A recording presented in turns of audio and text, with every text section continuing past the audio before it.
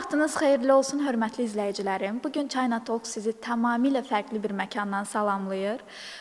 Bu günlərin biz China Motors'dayıq və burada olmağımızın məqsədi bütün Azərbaycan xalqının beynində olan Çin maşınlarına dair suallara cavab tapmaqdır və bu suallara cavab tapmağa bizə kömək eləyəcək China Motors'un Çin maşınları üzrə eksperti Amil bəy Cəfərov. Xoş gəlmisiniz. Sizi verilişimdə görməkdən məmnuniyyət duyuram.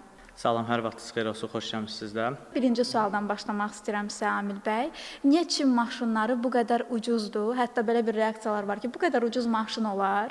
İstəyirəm ki, bu suala siz cavab verəsiniz ki, həqiqətən də bu qədər ucuz maşın olarmı? İlk növbədə deməli bu ucuzlaşma məsələsini necə izah edə bilərəm sizə? Deməli, bu böyük fabriklərin hamısı Çində olduğu üçün, yəni ki, hər şey daha ucuz gəlir və bu da çatdırmaya daha ucuz gəlir. Ona görə bu maşınlar bu hallarda ucuzdur. Yəni belə misal çəkə bilərəm ki, misal olaraq məsələn Mercedes BMW hazırlananda məsələn bütün elektronik cihazlarını şəxsən Çindən alır. Yəni batareykalarıdır və s. Yəni bunlar hamısı Çindən alır. Çində onu satanda təbii ki öz marjasını qoyur və ona görə onlar da baha başa gəlir. Bəs Azərbaycanda Çin maşınlarına qarşı niyə bu qədər mənfi münasibət var? Kimsə məsələn Çin maşını almaq fikrini bildirəndə deyirlər ki, alma, dəyməz, o pula getməsə üçün Alman maşını al. Yəni bu cür reaksiyalarla çox qarşılaşırıq. Yəni bu reaksiyalara sadəcə necə cavab verə bilərəm? Deməli, ilk ağla gələn keyfiyyət və belə deyim, sərfiyyatdır. Yəni əslində bu belə deyil. Çünki yenə də bildirdiyim kimi Alman maşınlarında yəni belə bir özəlliyi var ki, sadəcə biz öyrəşmişik köhnə ab-havaya. Yəni biri var innovasiya, yenilənmiş texnologiya, biri var sadə, heç nə olmayan. Sadəcə bu çox insan nəyə görə deməli pisləyir maşınları? Bu əksəriyyət nədən ilham verir? Mən misal çəkə bilərəm məsələn Koreya maşınlarından. Belə bir bilgi eşitmişdim ki, Toyota təzə gələndə Bakıya ümumiyyətlə belə reaksiya var idi ki, toy ingilis sözündən götürülmüşdü, iqruşka oyuncaq olaraq dedilər ki, Toyota, yəni oyuncaq bir maşın kimi baxırdılar, amma bu dəqiqə Toyota həqiqətən də ən yaxşı maşınlardan, özünü doğruldan maşınlardan biridir. Lap Yapon maşını olsun və yaxud da Koreya maşını. Koreya maşını məsələn əvvəl deyirdilər ki, Koreya buraxdığı maşındırmı, misal olaraq. Amma indi yəni özünü doğrultdu. Yəni bazara 20 il bundan qabaq və yaxud da xeyli bundan qabaq daxil olanda hamı deyirdi ki, məsələn misal olaraq Koreya buraxdığı maşın nə olacaq? Amma indi əfsuslar olsun ki, hər məsələn yolu keçdiyimizdə belə hər 5 maşından 4-ü Koreya maşınıdır. Özünü çünki doğruldu. Yəni Çin maşınları da hal-hazırda bu cür şəkildədir. Yəni bu dəqiqə belə izah edeyim ki, sizə Çin maşınları sürənlər hamısı tərifləyir. Çin maşını sürməyən insanlar isə onları pisləyir. Nəyə görə? Çünki qiymət ucuzdur. İlk ağla batan odur ki, məsələn daha güya ki keyfiyyətsizdir. Amma bu belə deyil. Çünki özünü doğrultmağa başlayıblar. Aydındır. Yəni düşünürsünüz ki, bir neçə il sonra artıq Çin maşınlarına rəqib tapılmayacaq? Məncə də, bəli. Çünki hətta böyük bir şirkətlərlə belə üzbəüzdülər. Çünki qiymət ucuz, bütün innovasiyaları, bütün təhlükəsizlikləri var. Amma gəlin ki, qiymət fərqi daha çoxdur. Böyük bir şirkət deyəndə hansı şirkətlər məsələ tutursunuz? Rolls-Royce-a qarşı, hansı maşın Lamborghini-yə qarşı, ya da məsələn Bugatti-yə qarşı. Məqsəd Xiaomi-lərdir, Zeekr-lardır. Onlar hamısı onlarla rəqabətdədirlər. Bəs növbəti sualımız nədir? Elektrik yoxsa plug-in hibrid hansını məsləhət görərsiniz? Bunu belə nöqteyə nəzərdən vururam. Sözün düzü elektrik daha sərfəlidir, qənaət bəxş edicidir. Sadəcə olaraq daha belə deyim sizə, çevrəmiz üçün daha yaxşıdır. Sadəcə olaraq plug-in hibrid seçməyə mən məcburiyyətində olacağam. Çünki hələ ki bizim ölkə ərazisində, yəni infrastruktur o dərəcədə inkişaf eləməyib ki, sırf elektromobilə keçək. Yəni buna aiddir benzin doldurma. Benzin doldurma istəyirsən. Bəli, məsələn plug-in hibridlər iki cür işləyə bilir. Həm hibrid formada, həm elektrik formada. Yəni siz məsələn elektriniz bitəndən sonra yolda qalmaq olmur. Yəni benzin işə düşür, başlayır elektrik xaric etmək və siz o elektrikdən istifadə edib gedirsiniz. Amma sırf elektrikdə elektriniz bitəndən sonra qalırsınız yolda. Ona görə infrastrukturumuz yenə bildirəm. Yəni ona əlverişli deyil hal-hazırda. Amma bir neçə ildən sonra məncə daha əlverişli olacaq. Çünki bu dəqiqə hara getsəm, məsələn şarj qoymaq istəsəm, tutaq kimi misallar maşını hər yer doludur. Yəni şarja belə qoya bilmirsən maşını. Gərək saatların orada gözləyəsən. Düzdür. Şarja qoymaq. Aydındır. Çünki Azdır. azdır. Bəli, hələ ki azdır. Azdır. Bəli, ümid edirəm ki, bu problemə tez bir zamanda həll yolu tapılar. Çin maşını Alman maşını ilə eyni səviyyədədirmi? Hətta səviyyəsindən yuxarı deyərəm. O dərəcədə. Bəli. Yəni Mercedes-dir, Yəni BMW-dir. bəli, sözün düzü, yəni açığı deyim, biz yəni uşaqdan belə Mercedes, BMW görmüşdük. Ona həvəskarlıq açığı deyim sizə. Sadəcə olaraq, yəni innovasiyada, texnologiyada Çin çox üstələyir onları.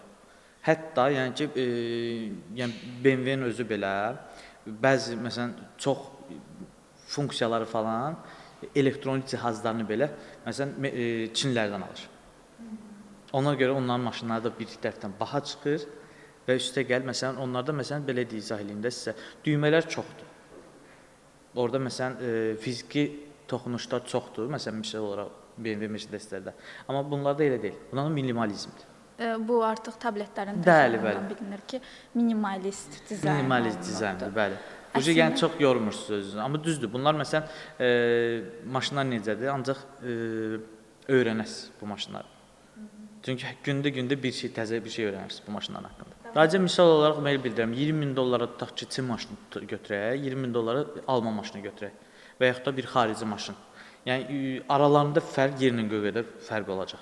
Fərqləri açıqlaya bilərsiniz? Fərqləri məsələn ilk növbədə qənaətçilikdir. Yəni innovasiya, texnologiya, yəni ki daha çox fürsət yaradır sizin istifadə etmənizdə. Amma yəni hər şeyə baxda, yəni hətta kurort zonasına gedə bilərsiniz o maşınla. Yəni hətta o dərəcədə. Piknik belə, kamp belə qura bilərsiniz o maşınla. Çünki maşın sizə hətta elektrik tok verə bilir. Bəs bu maşınların ən zəif tərəfi nədir? Açıq deyək. Zəif tərəfi ilk növbədə həddən artıq model yenilənməsi baş verir. Yəni bu da təbii ki, bir maşına maraq cəlb eləyir. Misal olaraq bir maşını bəyənirsiniz. Həmən maşının görürsünüz ki, 3 aydan sonra yeni modeli çıxardılır. Bu da avtomatik qiymətlərə təsir edir. Bəli, təbii ki, həm qiymətlərə təsir edir, həm də maşının məsələn belə deyim də öz içində deyirdin ki, misal olaraq 3 ay əvvəl almazdım, indi alardım maşını gərək. Çünki çox fərq eləyir. Nəməsə belə izah eləyim sizə. Həm komplektasiyalara bölünür maşınlar. Yəni komplektasiyalarda məsələn aşağı komplektasiya var, yuxarı komplektasiya var. Misal olaraq sizə belə 2025 sentyabr aylarında istehsal olan model artıq üstündən 3 ay keçəndən sonra 2026 yanvar aylarında yeni modeli, deməli 6 model var idi, plus 6 model yenilənməsi baş verdi. Yəni bu görün 12 modelə gəldi çıxdı. Bu həqiqətən də yəni mənfilərdən biridir düşünürəm. Yəni çox böyük mənfilərdən. Məsələn misal olaraq müştəri sifariş eləyib, maşın gəlib bura çatana kimi təzə model orada çıxıb. Yəni müştəri istər-istəməz hırslənir. Bəli, hırslənir, əsəbləşir ki, niyə? Necə bir reaksiyalar almısınız bu hallarda? Müştərilərdən maraqlıdır. Reaksiyalar çox ilk növbədə sözün düzü çox vaxt demirik. Çünki biz özümüz mühtər qalırıq hətta. Yəni dəfələrlə olub ki, biz maşın sifariş eləmişik, bəyənmişik, yəni necə deyim, təqdimatı təzəliklə baş verib. Təqdimatdan 2 ay sonra maşın tutaq ki, gəldi, çıxdı şəhərə. Bir də ayıldıq gördük ki, təzə yeni modellər çıxardı. Bəli. Biz bəzən olur ki, müştəri demirik, nəyə görə özümüz tanırıq ki, bu nə oldu deyə belə açıqlamamız da olmur ki, müştəri tərəfindən ki, yəni ki, bu model yenilənib. Yenilənib. Bəli. Və müştəri də sizin məsləhətinizlə seçir. Bəli, təbii ki. Yəni müştəri məsləhəti verir, düzdür. Sadəcə olaraq müştəri də özü istəyində əgər varsa, təbii ki, onu da gətiririk. Bəs Çin maşını alanlar üçün hansı maşını daha çox məsləhət görər, hansı markanı məsləhət görərsiniz? Marka olaraq BYD məsləhət görərəm. Bəs niyə biz şəhərdə daha çox Çanqan görürük? BYD dedikdə ümumiyyətlə ağlımıza gəlir, məsələn bu dəqiqə şəhərdə taksi fəaliyyəti çoxdur axı BYD-lərlə. O baxımdan biraz gözdən düşür. Gözdən salınır. Bəli, gözdən salınır. Amma yəni BYD şirkəti, yəni xırda şirkət deyil. Yəni ağla gələn bu məsələn Destroy modelləri deyil yalnız. BYD məsələn çox miqyaslı modelləri var. Məsələn Yangwang modelləridir. Tutaq ki, Frankenbau'dur, yəni Leopardlar qeyd olunur ona. Yəni bahalı modellərdən biridir də onlar.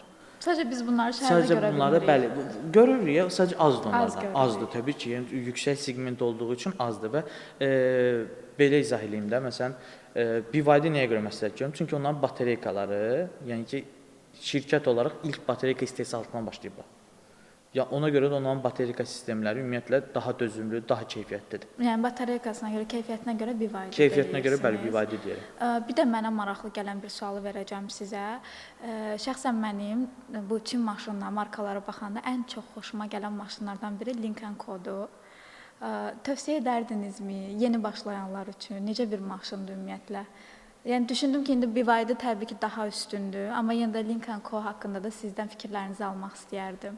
Lincoln Co özü də belə deyim sizə, Lincoln Co pis maşın deyil. Yəni ümumiyyətlə hər bir maşının yəni bir-birindən daha futuristik görkəmə sahibdir və komplektasiyaya görə bölünür. Ona görə məsələn Lincoln Co rəqib olaraq məsələn BYD-ni mən sizə bildirdiyim kimi Yangyuan modelləridir. Məsələn onlar Leopardlardır. Onlar hamısı bu dəqiqə eyni segmentdə olan modellərdir. Sadəcə bəzilərində ola bilər ki, elə innovasiyalar var ki, o birisində yoxdur. Bu birislərində var, onlarda yoxdur. Sadəcə belə miqyasdan fərqlənirlər. Amma Lincoln Co-nun özü də belə deyim, Geely modelidir, məsələn Zeekr-dir, onların hamısı tərkibindədirlər. Yəni bu əslində Geely şirkətidir, Lincoln Co-da Zeekr-də onların tərkibindədirlər. Aydın. Yəni hamısı bir. Ona görə bəli, Lincoln Co-da özü də yəni çox gözəl maşındır. Yəni onu hətta belə bildirə bilərəm ki, o sırf ailə tipli maşındır. Əgər Lincoln Co 900-dən söhbət gedirsə. Keçmək istəyirəm digər bir mövzuya. Çin maşınlarının təhlükəsizliyinə və qəzada necə reaksiya verirlər, necə davranırlar, bunlardan danışmaq istəyirəm. Çünki sosial media gücü deyilən bir şey var. Hətta sosial mediada bir çox videolar yayılmışdı ki, bu BYD taksilər qəza keçirirlər və altına gələn kommentlərdən bəhs eləyim. Konserv qapağı kimi yığılırlar. Yəni onun altına çox yazanlar var ki, Alman maşınları olsaydı bu vəziyyətə düşməzdi. Maşın dəyir və yığılır. Sırf bunun üzərində mənfi rəylər çox olubdu. Ona görə də sırf təhlükəsizlik baxımından da sizdən bir açıqlama istəyərdim. Qəza vəziyyətində necə olar? Hava ilk növbədə o çox gözəl suallardan biridir. Yəni təhlükəsizlik baxımından çox təhlükəsiz modellərdəndir. Hətta BYD bunu canlı reklamı kimi olub. Yəni düzdür, faciəvi bir şey olub, amma ki qəza zamanı əgər fikir vermirsə, düzdür, maşın əzilir. Nəyə görə əzilir? Bu çünki belə izah edeyim sizə. Lap elektriklə izah edə bilərəm bunu sizə. Müsbətə gələndə partlayış baş verir, hamı bilir. Ona görə müsbət mənfi olanda biri elə bir ki, misal olaraq möhkəm yumruğu vuranda, siz geri çəkiləndə yumruq sizə daha az deyir. Amma siz yumruğa qarşı gələndə sərt necə çarpışma daha möhkəm olur. Bəli. Mən misal olaraq acı belə deyim sizə. Köhnə Sovet maşınlarını nəzərdə tutun. Düzdür, möhkəm olurdular. Deyəndə bütün zərbəni siz götürürdünüz. Ya maşına heç nə olmurdu. Amma siz orada sağ çıxma ehtimalınız yox idi. Amma indi necə eləyirlər? Bu maşınlar qabaq hissələri ümumiyyətlə yumşaq olur. Çünki zərbəni qəbul eləməlidir. Əgər zərbəni qəbul eləməsə, yəni ki bu ən böyük faktorlardan necə ilhamlanır? Belə deyim, Çin ümumiyyətlə maşınlar istehsalında sağlamlığa daha önəm verir. İnsan həyatına daha çox önəm verir. Çin belə deyim ki, maşının nəsə olmaqdan bəri. Maşın daha da düzdür, pis günə düşür. Yalnız olaraq siz içindən sağ çıxırsınız. Məsəl olaraq hadisə baş vermişdi. BYD markası körpüdən aşdı. Gəlin ki, içində sərnişin də sağ qaldı, sürücü də sağ qaldı. Amma lüboy bir Mercedes və yaxud da başqa bir model olsaydı, içindən sağ çıxmaq qeyri-mümkün olardı. Hətta çünki bəli, bu maşın içində kapsula şəklində qorunursunuz. Yəni maşın düzdür, çərçivə olaraq çox möhkəmdir. Amma qıraq bucaqları düzdür, yəni yumşaqdır. Yəni zərbə gücünü sadəcə götürməklə bağlıdır. Yəni ona görə budur belə. Lap dəbilqəni misal çəkə bilərəm. Keyfiyyətli dəbilqə var, bir də zəif dəbilqə var. Zəif dəbilqə daha belə deyim, qoruyur ki, möhkəm dəbilqə. Çünki möhkəm dəbilqədə sizin başınız zərbəni götürür. Dəbilqə heç nə olmur, amma içində sirkələnir siz olursunuz. Amma yumuşaq dəbilqələr nə üçün yaxşıdır ki? Çünki zərbəni dəbilqə götürür. Mənim başıma da heç nə olmur. Bəli. Çox gözəl açıqlamaydı həqiqətən də. Çox belə məncə düşünürəm ki, hamıya çox gözəl aydınlıq gətirdiniz hamının suallarına və bir də sual vermək istəyirəm ki, bunu çox adam düşünür.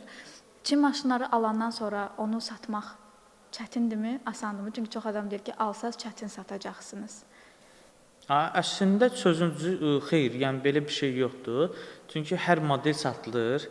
Yəni ki, sadəcə olaraq bazarda yeni olduğu üçün Bəli, yəni o baxımdan biraz tərəddüd edirlər. Misal olaraq nə də vurğulaya bilərəm bunu? Tutaq ki, tez xarab olmalıdır güya ki, amma əslində elə deyil. Çünki sürülmüş maşınlarda əksəriyyətə görürəm ki, daha yaxşı olar, чем sıfırdan istehsal olunan maşın. Yəni bununla bağlı belə bildirə bilərəm. Məsələn, biri var ki, siz 0 kilometr maşın alasınız, ucuz qiymətə. Biri var ki, sürülmüş maşın alasınız, eyni qiymətə. Aydındır. Çox məntiqlidir məncə. Yəni baxın, siz tutaq ki, alman maşını almaq istəyirsiniz, amma sürülmüş hamısı. Yəni sıfırdan istehsal, ili də köhnədir, amma siz ili təzə, yəni sıfır maşın ala bilirsiniz. Eyni qiymətə. Eyni qiymətə. Və innovasiyada, texnologiyada yenə qabaqsınız. Plus həm sərfiyyatda da qabaq. Ona görə xalq olaraq sizdən xahiş edirəm, Çin oyuncaqları qavramını gəlin aradan götürək. Çünki burada bu düzdür. Məsələn, insan olaraq çünki Çin halı dedikdə, çünki belə deyim də, yəni ki, bu istehsal Çindir. Amma biz öyrəşmişik Kitay deyək. Kitay deyək. Və Kitayski deyəndə hamı bilirdi ki, misal olaraq bu keyfiyyətsizdir fasalandır. Amma əslində elə deyil. Deyil. Çünki biz necə belə deyəcəm, çox istehsal olunan bir şey ümumiyyətlə keyfiyyəti biraz az olur, düzdür. Amma sadəcə bu belə bir məqam daşımır ki, hamısı xarab ola bilər. Çünki acı belə bildirə bilərəm ki, dəfələrlə olub ki, məsələn, maşın alır müştəri və tərəddüd edir ki, birdən xarab çıxdı. Yəni hətta maşın gəlməmişdən, çıxmamışdan qabaq o maşını vurub. Kitayski olaraq maşını bəli, beynə salıb ki, Kitayskidir. Amma bu elə deyil. Çünki gələndən sonra bir neçə müştərim də olub. Əlavə zəmanətdən ödənişlə belə alıb. Amma inan ki, 5 ildir sürür, hələ bir dəfə də problem şikayət olmuyor. Hələ də mənə deyir ki, kəşki zəmanət bağlamayardım maşına. Çünki əlavə pul ikisidir. Çünki maşın özünü doğruldu. Hələ də bir şeyi yoxdur. Vaxtında maşına baxsaz, vaxtında qulluğunu edirsə, maşın niyə xarab olsun? Və bu sadəcə Çin maşınlarına yox, bütün maşınlara. Bütün maşınlara aiddir. Bəli, təbii ki, bütün maşınlar. Sadəcə baxımsız maşınlar var ki, bəli, tez sıradan çıxırlar. İnsandan asılıdır. Təbii ki, dəyişir. 100%. Və Çinin adını da pisə çıxarmayaq. Çünki təkcə maşın yox, bütün belə deyək, məhsullarda həqiqətən də Çinin demək olar bir çox məhsulları çox keyfiyyətlidir. Brend olan modellər belə, Çinlilərdən elektronik cihazlar belə alınır. Hamısı Çindən gəlir. Yəni bu brend maşın olsa belə, siz misal olaraq Mercedes almısınız 2025-in. Siz onun zapçasını tapa bilməyirsiniz şəhərdə. Yəni o təbii bir şeydir. Çünki maşın təzə istehsal olunub. Yəni 2026-nı nəzərdə tutun. iPhone öz içində yığılır. Yəni bu dəqiqə sifariş eləsəniz də Mercedesin hansı məsələn detalını və yaxud da hissəsini sizə o Çindən gələcək. Əlimizi vurduğumuz, toxunduğumuz hər şeydən geyindiyimiz hər şeyə qədər hamısı Çin istehsalıdır. Bəli. Və bunu sadəcə bizə fərqli brendlər vasitəsilə təqdim olunur. Təbii ki. Amma hər birinin belə deyək də içalatı deyək. Bir şey bildirə bilərəm ki, bax belə bir şey görmüşdüm keçən dəfə Instagramda. Deməli $20 çantadır, Çində istehsal olunur. $20. O çantanı alır, gedir İtaliyada bir dənə butikin yanında qoyur, üstünə birka yapışdırırlar. Çin çıxardırlar oradan, birka İtaliya yapışdırırlar. Həmən $20 çanta olur $20,000. $20,000. Amma Çin çantasıdır. Şahidi olmuşam elə halların, elə vəziyyətlərin. Ümumiyyətlə Çində hər şeyin o qədər keyfiyyətli forması düzəlir ki, biz onu seçə bilmərik ki, bu orijinalmı yoxsa yox. Bəli. Ona görə də Çinin keyfiyyətinə güvənmək lazımdır. Bəli. Mən keçmək istəyirəm sonuncu sualıma. Niyə məhz China Motors? China Motors olaraq, yəni Çinlə artıq 25 ildən çox əməkdaşlıq aparırıq. Bunun nəticəsində də China Travel və Chinatown restoranımız da mövcuddur. Yəni bir çox başqa əməkdaşlıq mövzular, ona görə də biz həm yaxşı təkliflər sunuruq müştərilərə, plus daha sərfəli şəkildə gömrük rüsumlarından tutmuş və yaxud da maşın gətizdirməkdən tutmuş seçimlərlə uyğun daha yüksək keyfiyyətdə keçiririk onları ilk növbədə. Model mərhələlərinə tutmuş çatdırılmasına kimi. Yəni hamısını şəffaf şəkildə elə aparırıq prosesi, yəni müştəri çox razı qalır. Sadəcə maşın yox, eyni zamanda keyfiyyət satırsınız. Bəli, yəni belə deyim, daha çoxlu ətraflı bilgi verir ilk növbədə müştərilərə. Kiçik bir oyun rubrikam var hər podkastımda. Biz sizin üçün şəkillər yığmışıq, Çin maşınlarından ibarət. Burada fərqli markalar var və markalar gizlənib. Siz onun modelini tapmağa çalışacaqsınız və markasını tapmağa çalışacaqsınız. Görək necə alınacaq. Başlamaq istəyirəm birinci şəkildən. Deməli, önümüzdə bir maşın, amma ən sadədən başladım. Belə çox onu deyəcəm, gözümüzün qabağında dayanıb artıq. Bu Changan Unize modeli. Unize'də arxamızda olan maşın, bəli, ikinciyə keçək. Deməli, bu Q05 modelidir. Təzə elektrik modelidir bu. Changan Q05 modeli olmalıdır bu. Bu Changan deyil. Geely-yə də oxşuyur, sözünüzü açığı deyim, Geely modelinə də oxşuyur. Q05-in yeni kompütasiya istehsalına da çox oxşuyur. Bu, səhv eləmirəmsə, Geely modeli olmalıdır. Çox sevinç hissi ilə bildirmək istəyirəm ki, siz bunu səhv dediniz. Mən bir xal qazandım. Çünki onu bildirim ki, yenə də deyim sizə, maşın yenilikdə o qədər çox baş verir ki, yəni onların hamısını yadda saxlamaq qeyri-mümkündür, açıq deyim sizə. Çünki modellər hamısı bir-birinə çox oxşuyur. Çox oxşuyur. Yəni açıq deyim, maşın arxadan belə baxsa, hansı maşın Çində, hansı maşın Avropada deyərəm sizə. Deyərsiniz. Bu BYD Atto 2 modeli idi. Ona görə keçirəm 3-cü modelimizə. Bu hansı? Yəni markanda desəz düz götürürük biz bunu. Modeli önəmli deyil. Modeli önəmli deyil. Hə, markanı deyin adını. Marka. Bu deməli Toyota'ya oxşuyur. Deyil. Bu Amma da sırf Çin maşınlardır. Sırf Çin maşınlarıdır. Changan. Deyil. CS75-ə oxşuyur çox. İpucu verim ki, bir maşından sadəcə bir dəfə salmışam. Changan bir dəfə getdisə, ikinci dəfə gəlməyəcək. İkinciyə gəlməyəcək. Gəlməyəcək. Deməli, Voyağa da oxşuyur, açığı deyim sizə. Çünki modellər o qədər çoxdur ki. Pas deyirik. Deyək, məncə də Cherry pas. Tiggo. Cherry Tiggo 8. Cherry modeli. Keçirəm növbəti şəklimizə. Deməli, bu adlanır, bunda adını səhv bilirəm, GVG olmalıdır, səhv eləmirəmsə. Mən qazanacağam bu. Bu GVG olmalıdır, çünki model olaraq çox oxşuyur. Deyil. Deyil. Bu nə modeldir? Bu da məşhur bir markalardan markadır. biridir. Hətta ingilislə tərcümə eləyəndə belə bir tərcümə kimi çıxır. Have all, yəni hər şey var. Haval markası. Haval. Bu Haval idi. Keçirik növbətiyə. Bunun başqa bir şəkli var? Bunun başqa bir biraz şəkli qeyri-mümkün yoxdur, xeyr. Pas. Pas. Yuxarıdan qeyri-mümkündür bu rakışdan demək onu. Bu Geely idi. Bu Geely-dir. Bu Geely-dir. Geely-nin yeni kompütasiyası lazımdır. Yeni modellərdəndir. Çox sevinirəm ki, uduram. Bu Lincoln kod. Bu Lincoln Lincoln kodu, bəli. Lincoln kod 06 olmalıdır və yaxud da 03 modeli olmalıdır. 02 modelidir. hardasa elə, bəli. 02 və çox gözəldir. Porsche-yə oxşur demək olar ki. Növbəti Bu təbii ki, çox asandır, Lisengdir. Çünki Lidir. çox görürük bu Liseng modelləri. Farasından artıq bilmək Bəli, olur təbii ki, ki. məncə bu lidir. Mən ancaq arxa modelinə ümumiyyətlə baxanda belə bilmək olur ki, Çin maşını ya yox. Əla. Demək olar ki, bir dənə də sonuncu qalıbdı. Onu da sizə buradan göstərmək istəyirəm. Deməli, bu içərdən olan bir görüntüdür maşında. Bilmək olar. Burada rulun üstünə bağlamışam markanı.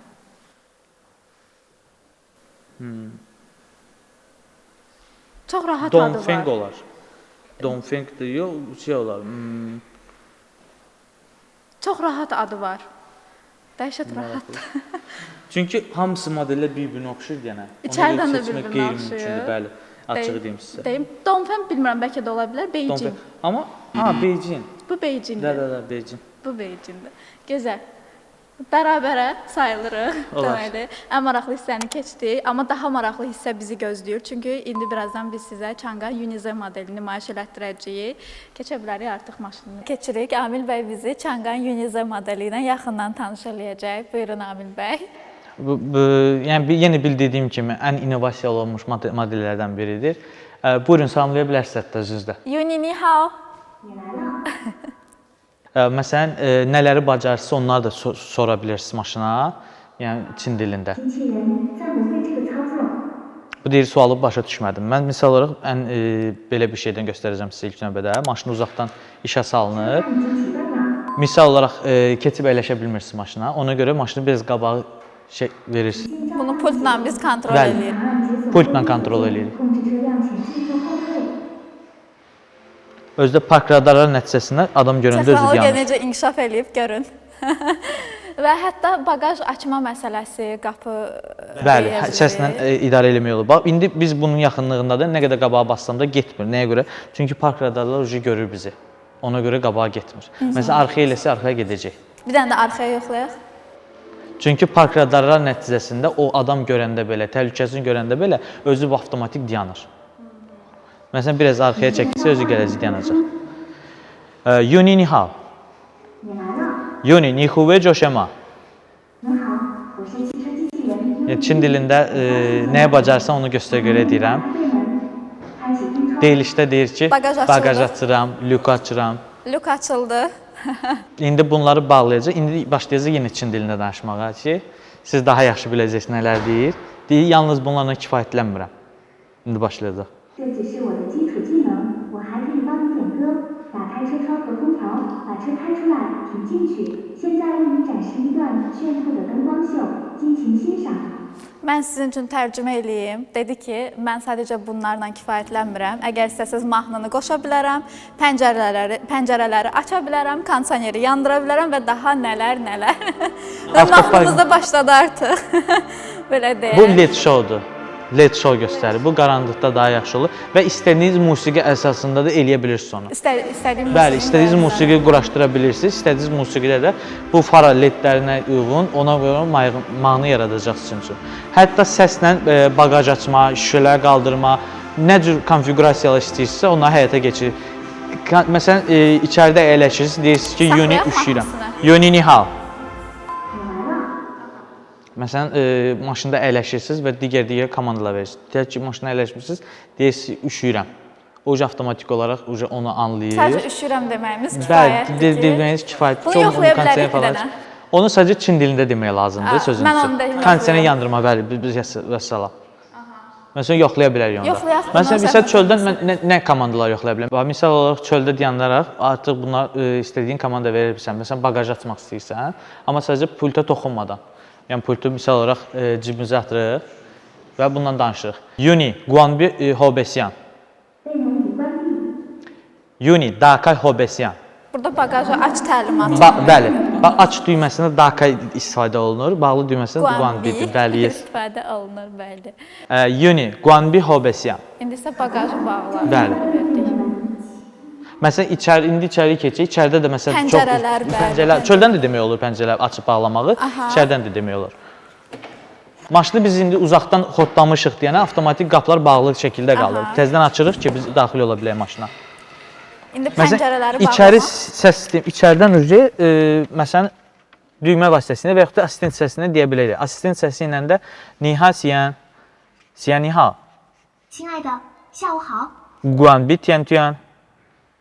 天窗已关闭， Guanbi tian hu. 请说。 Pəncərələr də bağlandı. Ni hao xian, xian ni hao. Dakay tian hu. 好的。 Lük açıldı. Ni hao xian. 在呢。 Dakay tian hu. OK。 Burada da maşınlar açıldı. Bəli, pəncərələr açılıb və yaxud da hamısını bağlamaq nəticəsində maşını avtoparking etdikdən sonra misal olaraq söndürürsünüz, hər şey açıq qalır. Məsələn, uzaqlaşmaq istəyirsiniz və heç pulta toxunuş eləmək istəmirsiniz. Qapını bir dənə zəhmət olsa oradan da bağlayın. Maşın tutaq ki, söndürücü hazırdır. Maşınla sağollaşırıq, maşın özü avtomatik özü bağlanacaq. Yuni zaydiyen. Belə. Bir bölümün daha sonuna gəldik. Onu da qeyd edeyim ki, əgər ki Çin maşınları ilə ünsiyyətinizi asanlaşdırmaq istəyirsinizsə, mənimlə əlaqə saxlaya bilərsiniz. Təşəkkürlər izlədiyiniz üçün minnətdaram.